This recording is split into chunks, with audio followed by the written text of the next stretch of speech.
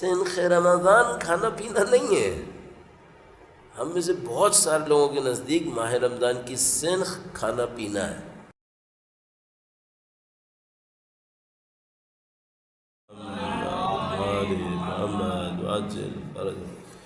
خدا متعال کا انتہائی شکر، انتہائی کرم ہے، احسان ہے خدا متعال کا.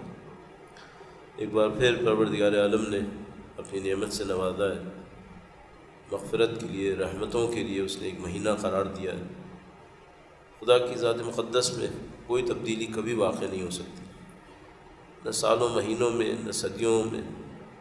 لیکن خدا متعال چونکہ رحمانیت، رحیمیت، غفاریت تمام اوصاف کے اندر مطلق کمال کے اوپر فائز ہے، اس کی غفاریت اتنی ہے کہ وہ بخشنے کے لیے بہانے دے رہا ہوتا ہے.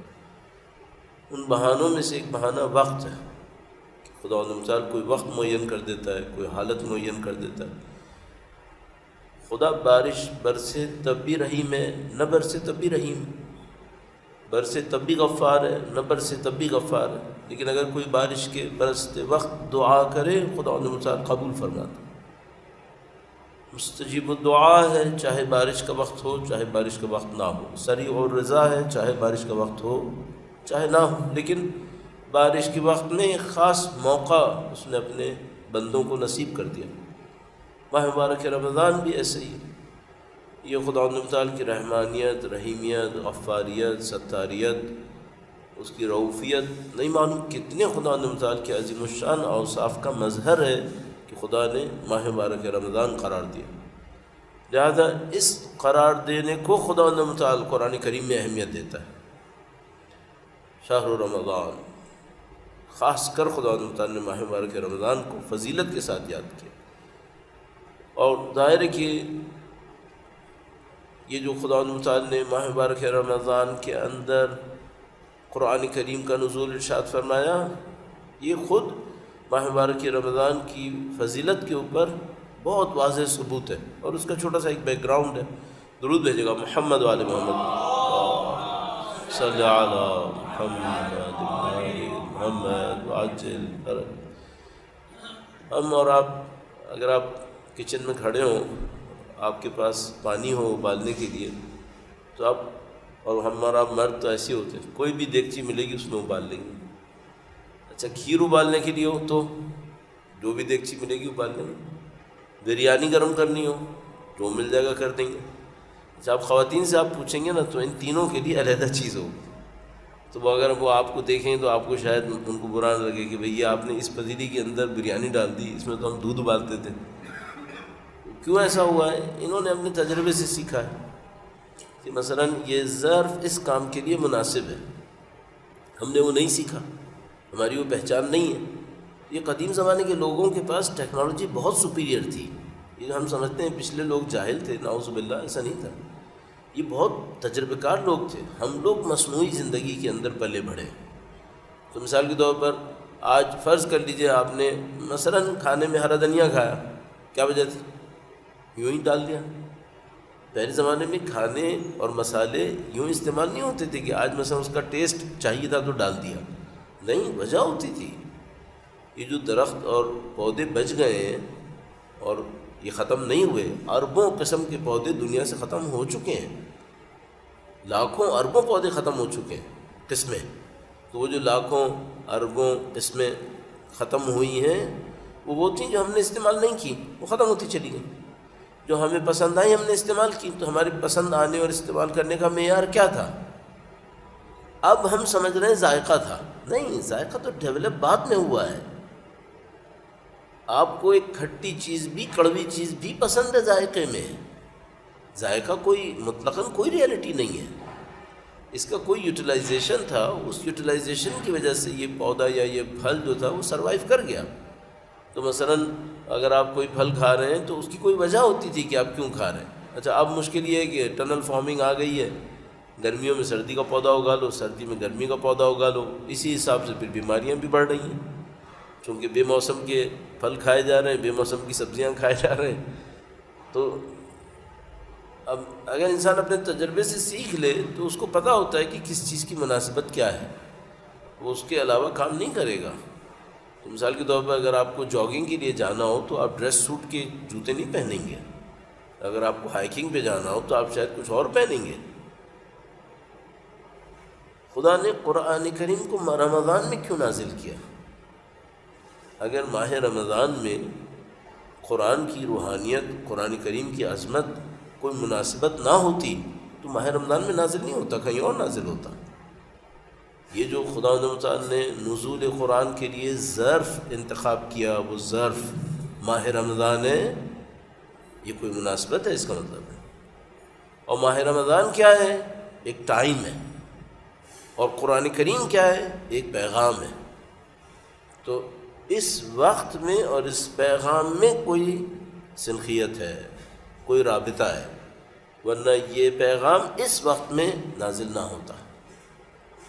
یہ جو خدا تعالیٰ فرما رہا ہے اِنَّا أَنزَلْنَاهُ فِي لَيْلَةِ الْقَدْرِ وَمَا أَدْرَاكَ مَا لَيْلَةُ الْقَدْرِ۔ اب ذرا تصور کیجئے موضوع کیا تھا؟ ہم نے قرآن کو نازل کیا قدر میں۔ وَمَا أَدْرَاكَ ظاہری طور پہ کس پہ آنا چاہیے تھا؟ تمہیں کیا پتہ قرآن کیا ہے؟ نہیں، خدا تعالیٰ فرمایا تمہیں کیا پتہ قدر کیا ہے؟ قرآن تو چھوڑ دو، تمہیں تو یہ بھی نہیں پتہ کہ جس ظرف میں ہم نے قرآن نازل کیا ہے وہ ظرف کیا ظرف ہے، قدر کیا ہے یہ تمہیں نہیں پتہ۔ جس کو مجھ جیسے کو قدر نہیں پتہ اس کو رمضان سمجھ میں آئے گا؟ تو اب ہم کم سے کم اتنا کر سکتے ہیں کہ ہم یہ سمجھ لیں کہ بھائی یہ کوئی مقدس وقت ہے، یہ کوئی مقدس وقت ہے، یہ کوئی معنوی لمحہ ہے جو ماہ مبارک رمضان کے ذریعے سے شروع ہوا ہے، اور ظاہر ہے کہ ہمارے پاس جتنے اعمال ماہ مبارک رمضان میں انجام دینے کے ہیں، اسلامی مہینوں کے کسی مہینے کے اندر اس کے نصف اعمال بھی نہیں ہیں جتنا ماہ مبارک رمضان میں دعائیں اعمال ہیں۔ تو فضیلت کا مہینہ شروع ہو گیا۔ میں نے کوشش یہ کرنی ہے کہ انشاءاللہ پہلے دن اپنے لیے اور آپ کے لیے بھی یہ طے کریں کہ ماہ مبارک رمضان کو ہم نے کس اورینٹیشن سے دیکھنا ہے اور کس طریقے سے اسے بسر کرنے کی کوشش کرنی ہے۔ ظاہر ہے میرا پہلا مقصد تو میں خود ہوں کہ مجھے خود یادآوری ہو کہ مجھے یہ کام کیسے کرنا ہے، لیکن ایک اور مقصد یہ بھی ہے کہ دوسروں کے لیے بھی ہو تاکہ وہ بھی ثواب کا سبب بنے انشاءاللہ تعالی۔ درود بھیجے گا محمد و آل محمد صلی علی محمد آل محمد۔ ایک انسان باخبر انسان ہوتا ہے، ایک انسان بے خبر انسان ہوتا ہے۔ باخبر انسان فائدے میں رہتا ہے، بے خبر انسان گھاٹے میں رہتا ہے۔ ٹائم کی جو نیچر ہے، یہ میں ابھی یہاں پہ آنے سے پہلے سوچ رہا تھا کہ ٹائم کی کتنی عجیب نیچر ہے۔ پانی کو کہیں بلاک کیا جا سکتا ہے، جبکہ پانی کے بارے میں کہتے ہیں کہ اس کو روکنا صحیح نہیں ہوتا، لیکن آپ اسے بلاک کر سکتے ہیں۔ آپ نے تربیلا ڈیم بنا دیا، آپ نے منگلا ڈیم بنا دیا، ان کے ریزروائرز اتنے بڑے ہیں کہ ان کو بھرنے میں کئی سال لگ گئے تھے، تو آپ نے روکا بالآخر پانی کو، لیکن بہرحال وہ کبھی بھر جاتے ہیں، پھر وہ اسپل ہوتے ہیں، پھر وہ تباہی بھی آتی ہے، ساری باتیں۔ پانی کو آپ روک سکتے ہیں، کوئی طاقت وقت کو روک سکتی ہے؟ ابھی تک تو نہیں، اور لگتا بھی نہیں کہ وقت رکے۔ ہاں یہ ہو سکتا ہے کہ اگلی 25-30 سال میں میرا اندازہ ہے کہ ٹائم ٹنلز بن جائیں شاید، تو مثال کے طور پر شاید 2050 کے قریب ٹائم ٹنلز ہوں شاید کسی بھی صورت میں، لیکن ٹائم روک نہیں سکتا، ایج ہم ریورس نہیں کر پائیں گے۔ یہ ہو سکتا ہے کہ آپ میری عمر مثلا 55 پلس ہو، میرے بال جھڑ رہے ہوں، اچانک کوئی ایسی میڈیسن میں لے لوں جس سے بال دوبارہ نظر آ جائے، لیکن فزیکل باڈی ریورس ہو سکتی ہے، ایج ریورس نہیں ہو سکتی۔ خدا ہم سے فزیکل باڈی کا بھی حساب لے گا، لیکن زیادہ حساب کس کا لے گا؟ عمر کا، وقت کہاں گزارا۔ تو یہ بڑا ہی عجیب ایک معاملہ ہے، اس کو آپ کسی بھی طریقے سے واپس نہیں لا سکتے، نہ روک سکتے۔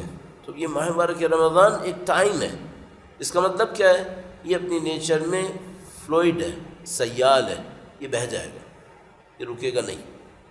اب ایک دن گزر گیا، مثلا اگر آج ماہ مبارک رمضان کی پہلی تاریخ تھی تو باقی دن بھی گزر جائیں گے۔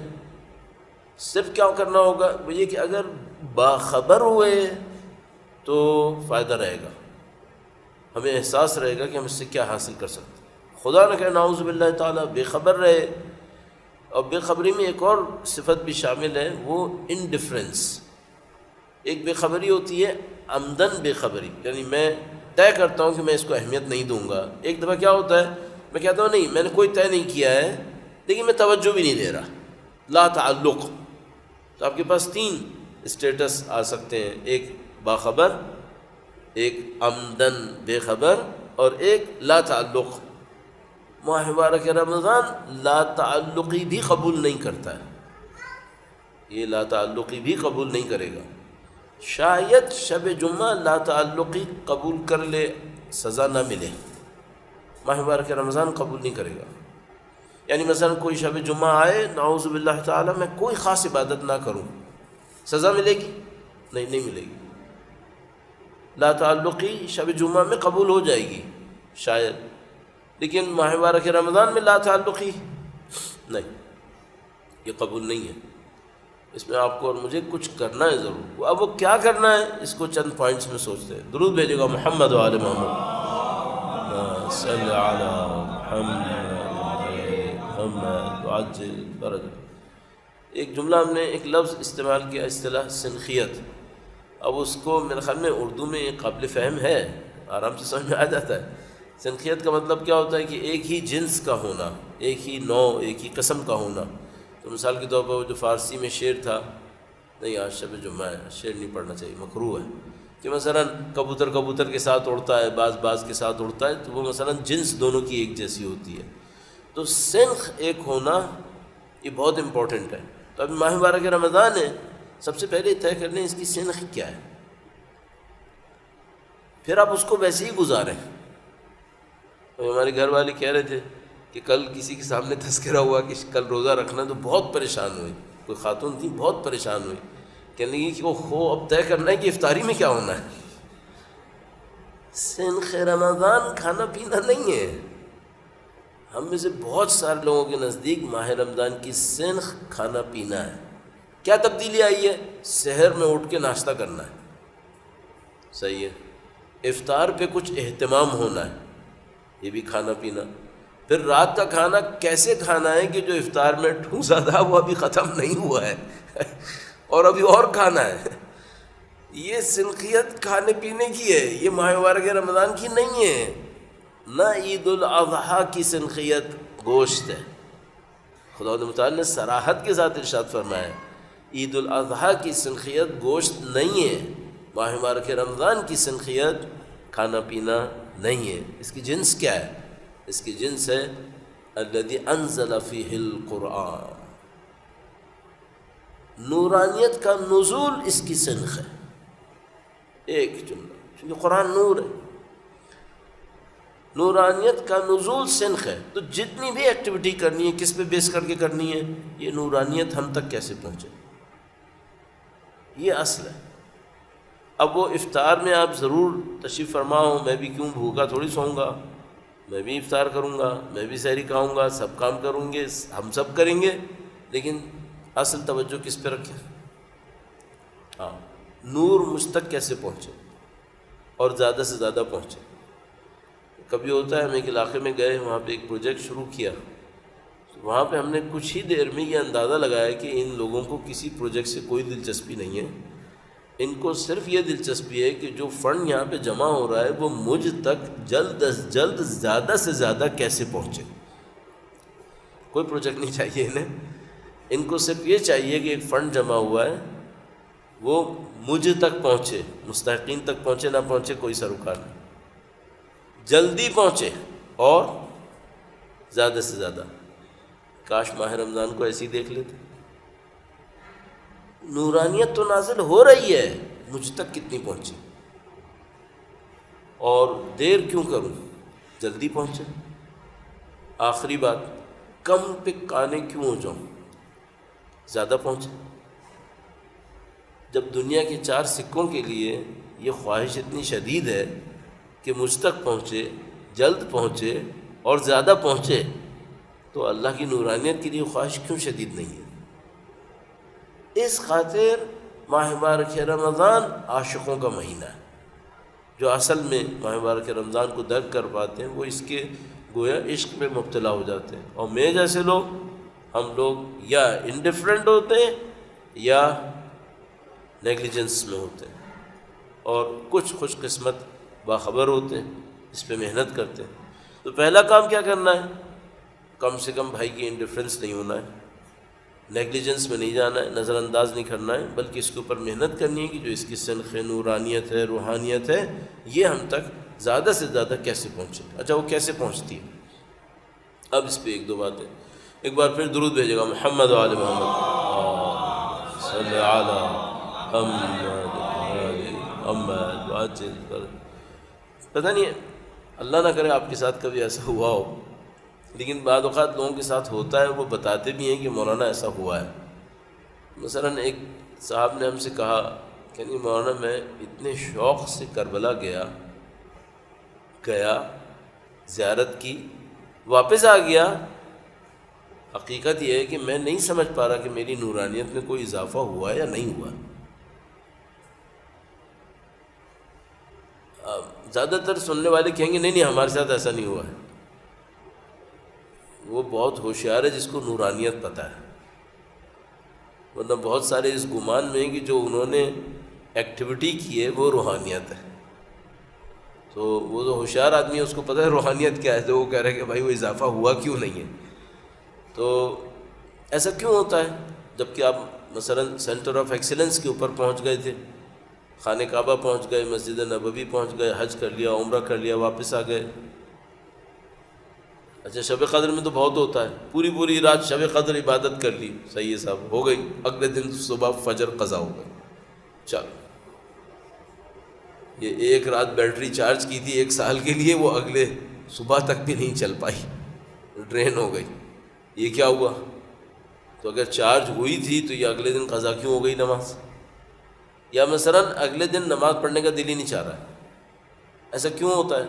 ایسا اس لیے ہوتا ہے کہ ہم ایک ایکٹیویٹی کو سمجھ رہے تھے کہ یہ روحانیت لائے گی اور اس نے نہیں لانا تھا، اس کی کوئی اور پری ریکوزٹ تھی، کوئی اور شرط تھی، وہ ہم نے کاؤنٹ نہیں کی، اور ہم اپنی ایک ایکٹیویٹی میں مشغول رہے، بعد میں پتہ چلا کہ اس سے کام پورا نہیں ہوا ہے، صحیح ہے۔ تو آپ کہیں گے کہ ایسا ہو سکتا ہے؟ آپ کے پاس بچپن سے سنی جانے والی روایت موجود ہے کہ بہت سارے لوگوں کو ماہ مبارک رمضان سے سوائے بھوک اور پیاس کے کچھ نصیب نہیں ہوگا، اور یہ جملہ بھی مولا امیر المومنین علی بن ابی طالب علیہ السلام سے صلی علی محمد۔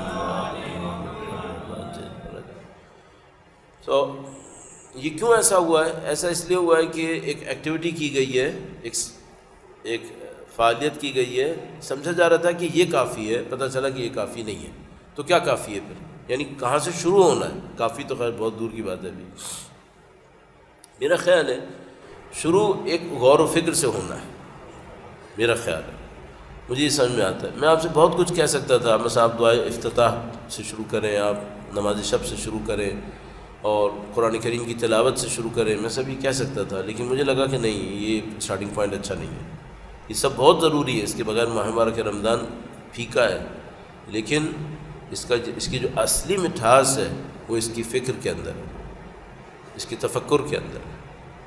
تفکر ساعۃ افضل من عبادت 70 سنہ، ایک لحظہ سوچنا سمجھنا 70 سال کی عبادت سے کیوں بہتر ہے۔ اچھا یہ کیا ہے؟ یہ اورینٹیشن ہے کہ بھائی میں زندہ ہوں کیوں، اور ماہ مبارک رمضان کی نیچر کیا ہے، مجھے اس نیچر سے فائدہ کیسے اٹھانا ہے۔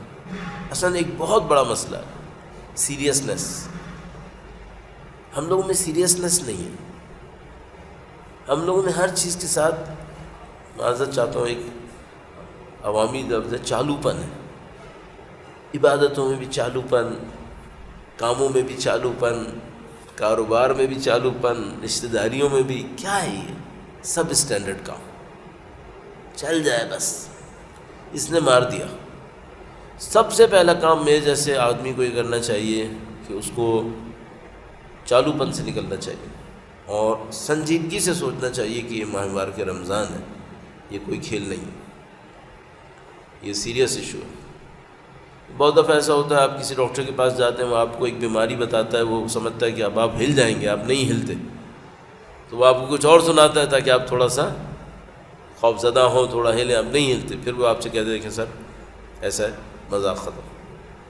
یہ ایشو لائف اور ڈیتھ کا ہے۔ اب آپ کو سمجھ میں آ گیا؟ تو شاید ہمیں ضرورت ہوتی ہے بعض اوقات زندگی میں اسی کام کی، تو خدا ہمیں کسی مصیبت میں ڈالتا ہے اور کہتا ہے میرے بندے کھیل بہت ہو گیا، یہ ایشو لائف اور ڈیتھ کا ہے، ٹھیک ہے؟ اب سمجھنا ہے نہیں سمجھنا ہے؟ ہاں، تو اس میں اس سے پہلے کہ خدا یہ کر کے سمجھائے، بندے کو چاہیے خود ہی سمجھ جائے کہ نہیں یہ ایشو سیریس ہے، زندگی کا بھروسہ نہیں ہے، کتنے سال باقی ہے کچھ نہیں پتا، کتنے رمضان ملیں گے نہیں ملیں گے کچھ نہیں بنا، یہ ایک ہے، اس سے پورا فائدہ اٹھانا ہے۔ بس میرا اپنے خیال ہے اسٹارٹنگ پوائنٹ ایک سیریسنیس کے ساتھ، اس سیریسنیس کے بعد کیا ہے؟ پروڈکٹیوٹی۔ نومکم فیہا تسبیح، فیہ تسبیح، تمہارا سونا بھی اس میں تسبیح ہے، یا انفاسکم فیہ تسبیح تسبیح و نومکم فیہ عبادہ، اس طرح سے یا تو سونا تھا یا سانس لینا تسبیح اور سونا بھی عبادت، صحیح ہے؟ تو یہ تو خدا کی طرف سے گرانٹیڈ ہے۔ اچھا اب اسی پہ چالو کرنا ہے یا نہیں، اب کچھ اور کرنا ہے؟ اچھا یہ بھی کس کو ہے؟ یہ بھی اس کو ہے جس نے نیت کو خالص کر لیا ہے، اس کے اورینٹیشن کلیئر ہے۔ یہ لا تعلق لوگوں کے ساتھ بھی یہی ہوگا؟ نہیں، جو نظر انداز کریں گے ان کا تو نہیں معلوم کیا ہونا ہے، لیکن لا تعلقی میں بھی نہیں ہونا ہے۔ یہ اس صورت میں ہے کہ میں پوری اورینٹیشن کے ساتھ ماہ مبارک رمضان کو دیکھوں، اور دیکھنے کے بعد پھر خدا نے مثال کیا کہ ہاں ٹھیک ہے، میں ایک اویئر آدمی تھا، میں نے اپنی پوری کوشش کی، اس کوشش کے دوران میں سویا بھی ہوں، یہ سونا عبادت ہے۔ ہاں، اس کوشش کے دوران میں سونا تو تھا، مجھے ظاہر ہے جسم کی ضرورت تھی، تو وہ عبادت ہے۔ تو مجھے لگا کہ پہلا کام ایک اچھا مضبوط ذہن، فکر کرنے والا، سوچے سمجھے مجھے ماہ مبارک رمضان سے کیا فائدہ اٹھانا ہے۔ اچھا اب وہ جو فائدہ اٹھانا ہے وہ کیا تھا؟ نورانیت، جس سے ایک کنیکشن چاہیے۔ اچھا پلان کیا ہے؟ پلان ہمارے پاس یہ ہے کہ ایک شعر مشہور ہے، اب یہ شب جمعہ بار بار شعر یاد آ رہے، نہیں پڑھنا چاہیے۔ اس میں ایک شعر تھا، آیت اللہ العظمیٰ عراقی نے ایک انٹرویو میں اس کو پڑھا تھا اور بہت روئے تھے، میں کئی دفعہ تذکرہ کر چکا ہوں۔ تو انہوں نے شعر میں یہ پڑھا تھا کہ جب گھر سے جن دیو باہر نکلتا ہے تو پھر فرشتہ اندر آتا ہے۔ نورانیت کو حاصل کرنے کا پلان اس وقت تک کامیاب نہیں ہو سکتا اور ظرف میں دودھ نہیں ابلے گا جب تک ظرف گندا ہے۔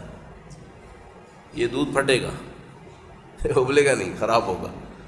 تو پہلا پلان استغفار ہے، پہلا کام استغفار، اس کے بغیر کوئی کام نہیں بڑھے گا آگے، یوں سمجھ میں آتا ہے۔ البتہ کچھ کام ایسے ہیں جو استغفار کی جگہ لے لیتے ہیں، یہ بہت خوش قسمت لوگ ہوتے ہوں گے، بہت زیادہ کوئی تیر مار لیا کسی نے، وہ بھی اللہ نے کسی وجہ سے اس کو کوئی توفیق دی ہوگی، ورنہ ایسا ہوتا نہیں ہے۔ سارے کام شروع استغفار سے ہوتے ہیں۔ اب آپ تصور فرمائیے، یہ عظیم الشان دعا آپ پڑھتے ہیں، یا علی و یا عظیم یا غفور یا رحیم، آخر میں جا کے کیا مانگا تھا؟ فکاک رقبتی من النار، خدا میری گردن کو آتش جہنم سے محفوظ فرما، یہی طلب کر رہے ہیں نا۔ استغفار کیا ہوتا ہے؟ غفران اور مغفرہ، پردہ پوشی کو کہتے ہیں۔ خدا کوئی پردہ ڈال دیتا ہے کسی کے اوپر۔ استغفار کو کیوں استغفار کہتے ہیں؟ کیونکہ اس کے نتیجے میں ہمارے اوپر وہ پردہ پڑ جاتا ہے جو گناہوں کی سزا کے درمیان حائل بن جاتا ہے، پھر وہ گناہوں کی سزا نہیں آنے دیتا۔ تو پہلا پلان استغفار ہے، اور اگر یہ کام اچھا انجام نہیں پایا تو باقی کام جو ہیں وہ ذرا سختی میں ہے۔ آپ کی ذہن میں ہے کہ ماہ مبارک شعبان کے اندر روایت ہمارے پاس تھی کہ 70 مرتبہ ہر روز کہو استغفر اللہ واسألہ التوبہ، استغفر اللہ واسألہ التوبہ۔ ماہ مبارک رمضان میں بھی اس سے پہلے کہ ماہ مبارک کی شب قدر آ جائے، استغفار سب سے اہم پوائنٹ ہے، اور وہ جو 10 دنوں کی تقسیم ہے اس میں بھی مغفرت سب سے اہم. درود بھیجے گا محمد و آل محمد. صلی اللہ علیہ محمد.